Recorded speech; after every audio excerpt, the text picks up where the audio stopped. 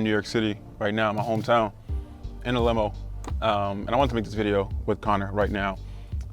8 things I realized after making 8 figures, 10 things I learned after making 10 million, 12 after 12, whatever you want to call it, however you want to dice it.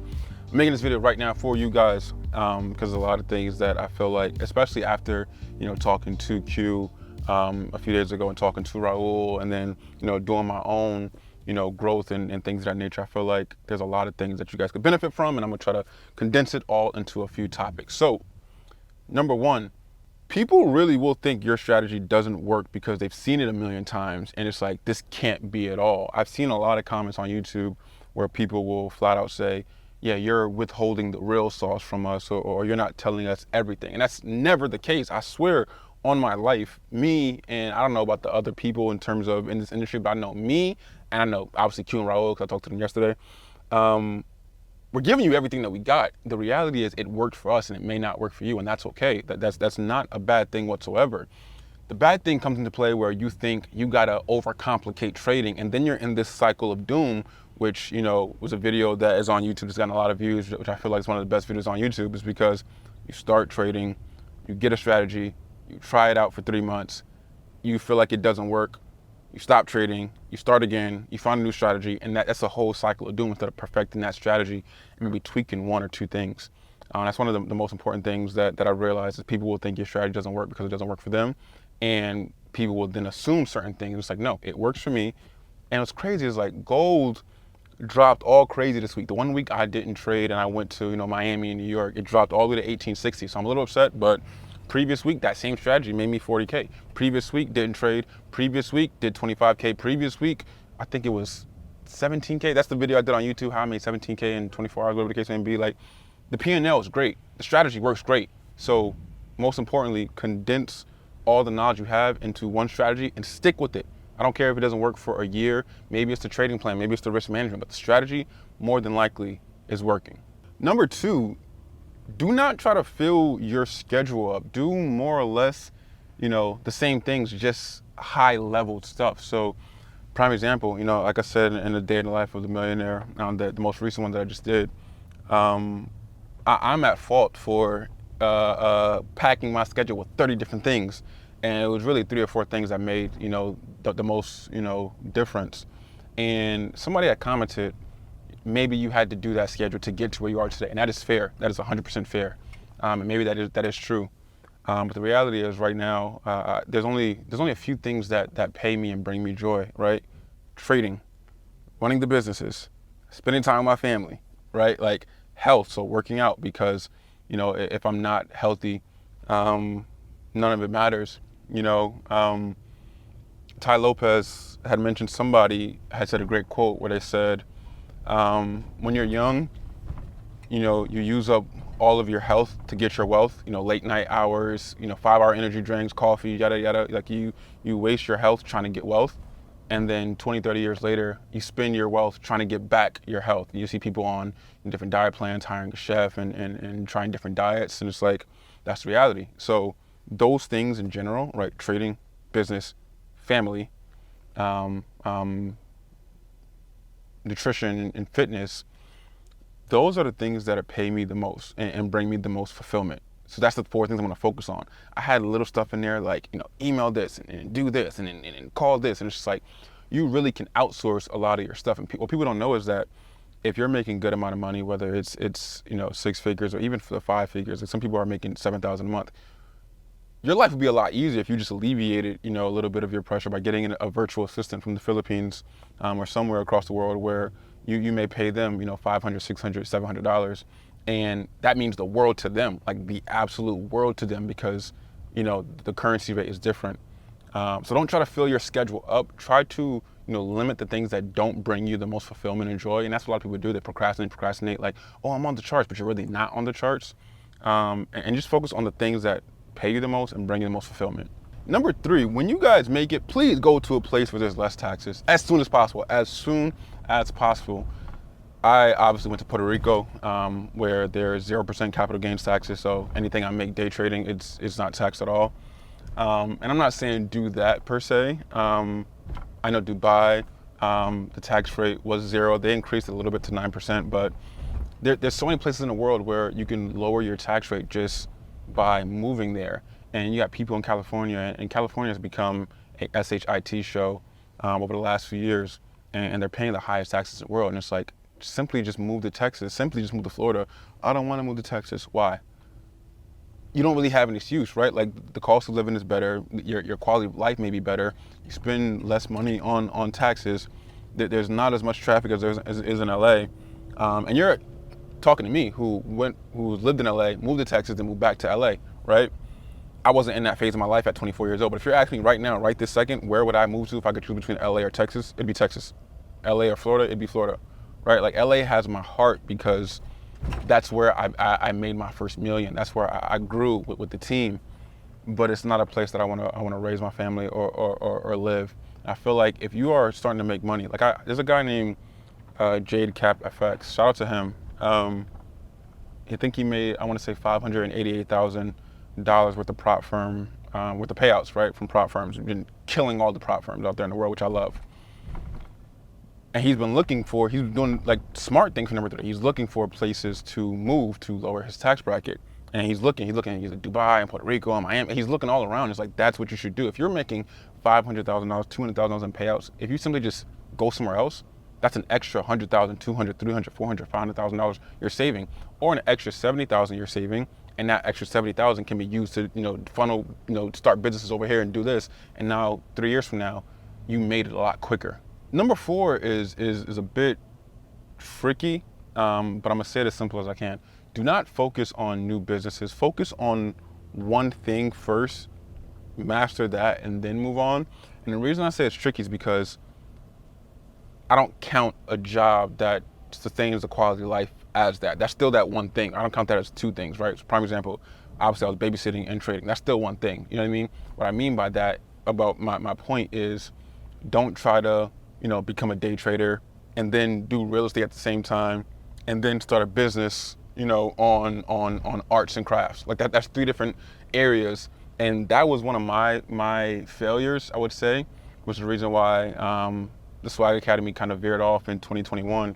Is because I felt like me and Austin were trying to do too many different businesses, before we mastered the one we had. Yeah, we were making, a lot of money with the Swaggy Academy and changing lives, but we didn't have the business on autopilot yet. We didn't have 20, 30 people running, making sure that business is always stable and always good, no matter what, it's safe and sound, and then start the other one. It would literally just be me and Austin, Damnalaja, Katie, Beth. That's it. And we're just like, oh yeah, it's just us. All right, now let's start this business. Let's start this one. Let's try to do this one. And we kind of neglected the Swaggy Academy for about 2 or 3 months, and then it got into a whole frenzy in terms of doing different sales, and then going back to doing webinars, and it was just like, stay consistent in one thing and then move on. Like I said, this is a video called The Things That I've Learned Over Making the Money that I've made. Focus on the one thing, and then once you master that and get it on autopilot, then you can do other things. And right now, I feel like I have a lot of things on autopilot. I have the lab on autopilot. Obviously, you guys already know at this point that I left Secure the Bag, but Secure the Bag was pretty much on autopilot. My new prop firm will be on full autopilot. Everything I'm doing right now is making sure this is all good, then move on to the next thing. So when you guys right now have your job and have day trading, great.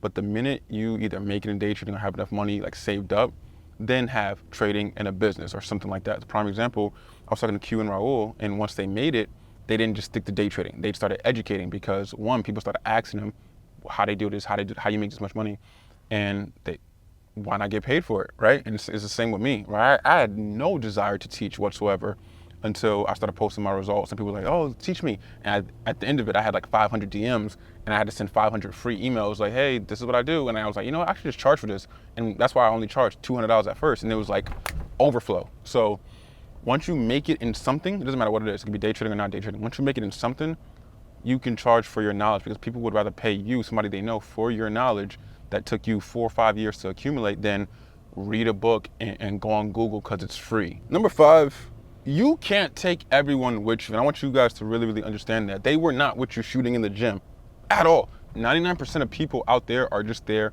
for the check, and they're not loyal at all. And I've learned that. I've lost a lot of friends that were friends way before I got rich, and they're not here anymore.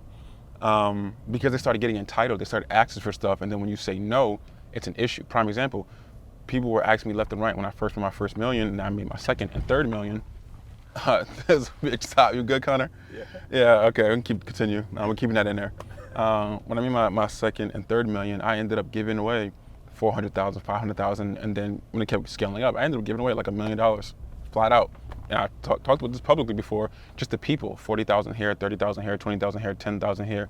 Just the people and family and friends in need, to the point to where the minute you finally say no, they don't want to talk. They got an issue. They think you're too good for them. They think you're Hollywood. And it's like, no, like, Grant Cardone says this all the time. I'm not a bank. The money that hard-earned money that I've made for myself, yeah, I don't mind sharing, but the reality is it's for my family. It's for the business. It's to grow. It's to help and give back. But it's not to just, oh, all right, I'm gonna take care of you for the rest of your life, and we haven't talked in the last 3, 4, 5 years. You can't be entitled. You have to earn it.